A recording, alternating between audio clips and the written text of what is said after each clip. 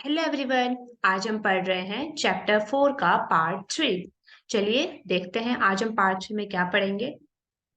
आज हम पढ़ेंगे उदाहरण 4.1 और उदाहरण 4.2 को।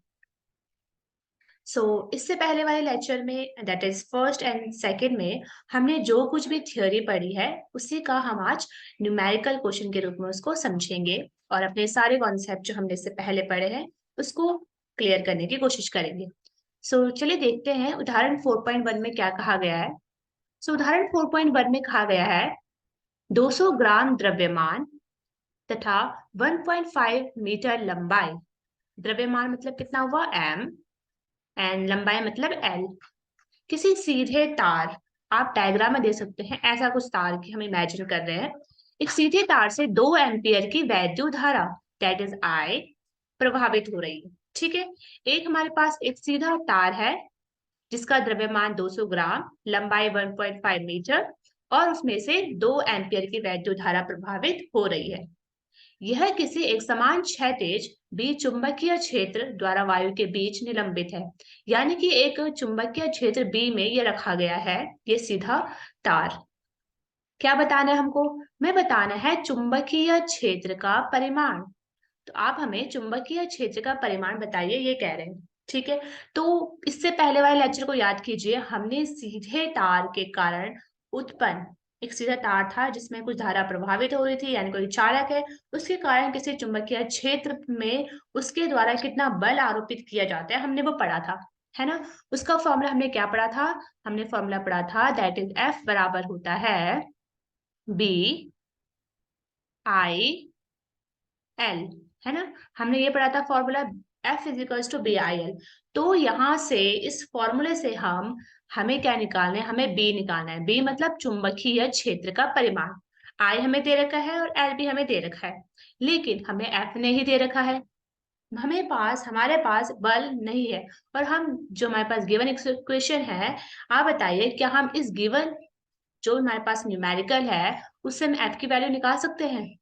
बताइए, हमें एफ की वैल्यू पहले निकालनी होगी और एफ की वैल्यू जब हमारे पास आ जाएगी उसके बाद हम इस क्वेश्चन में उसको पुट करेंगे और हमारा बी की वैल्यू निकल जाएगी, है ना। तो पहले आप इस क्वेश्चन को खुद करने की ट्राई कीजिए एंड देन हम इसको करते हैं। ठीक है, बहुत इजी है, आप इसे कर लेंगे इजीली। तो हम कैसे करने वाले हैं इसे देखिए। जो हमारे पास गिवन इक्वेशन है उससे हम बता सकते हैं कि जो एफ है जिसका परिमाण कितना है आई एल बी, है ना, हमें पता है लगना चाहिए जो कि इसके भार mg को संतुलित कर सके। यानी कि हमें पता है कि F बराबर क्या होता है? F बराबर एक फॉर्मूला हमारे पास होता है ना, F बराबर क्या होता है? mg, है ना, mg। ये हमें फॉर्मूला पता है तो हम यहाँ से F की वैल्यू निकाल सकते हैं।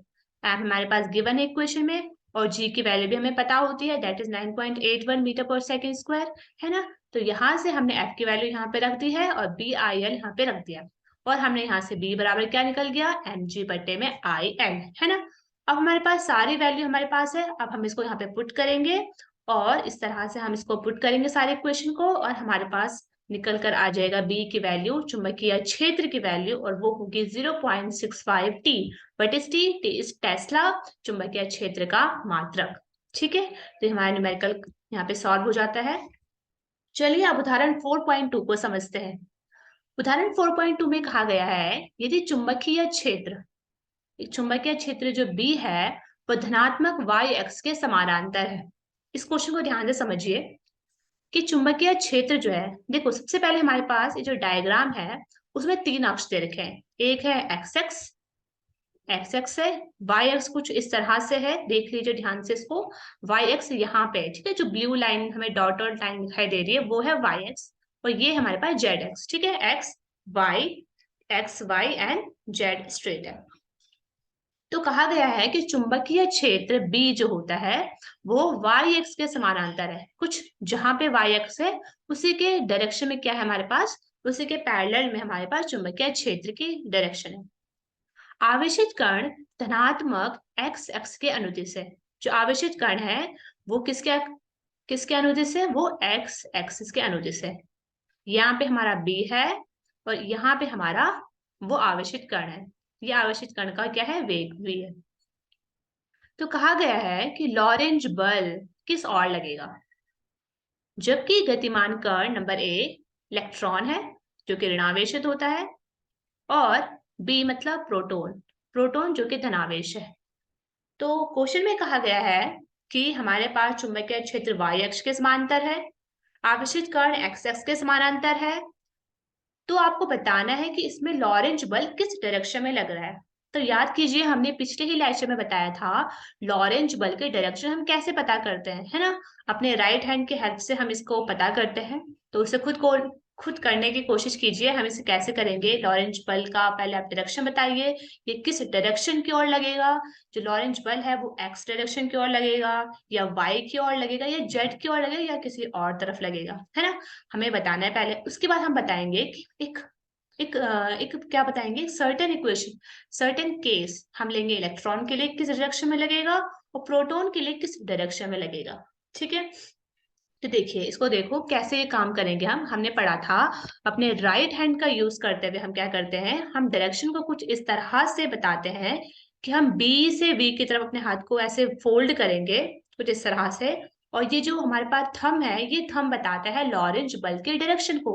अब आप देखिए इस डायग्राम में, जो बी हमारा इस डायरेक्शन में है और हमारे पास चुंबकीय क्षेत्र जो वी है उसके डायरेक्शन कुछ इस तरह से है। तो अगर हम बी से वी की तरफ अपने हाथ को फोल्ड करेंगे तो हमारा थंब किस ओर डायरेक्शन करेगा, इस और हमारा थंब डायरेक्शन करेगा, है ना। हम इस तरह से अपने हाथ को फोल्ड करेंगे, राइट हाथ को अपने इस तरह से फोल्ड करेंगे, तो वाई जेड एक्स की तरफ हमारा जो ये थंब है वो क्या करेगा, वो डायरेक्शन करेगा। इसका मतलब जो हमारा लॉरेंज बल है वो किस डायरेक्शन में लगेगा, वो जेड के डायरेक्शन में लगेगा। देखिए ये होगा जेड अक्ष के अनुदिश। किसके अकॉर्डिंग हमने बताया, पेंच नियम या दक्षिण हस्त अंगुष्ठ नियम के अनुसार, है ना। बहुत इजी था ये। तो ए पार्ट में कहा गया इलेक्ट्रॉन के लिए बताइए। तो जो इलेक्ट्रॉन है वो, क्योंकि हमें पता है वो माइनस चार्ज का इलेक्ट्रॉन है, तो वो जाता है एक्स, जेड में तो होगा लेकिन वो जाएगा माइनस जेड अक्ष के अनुदिश।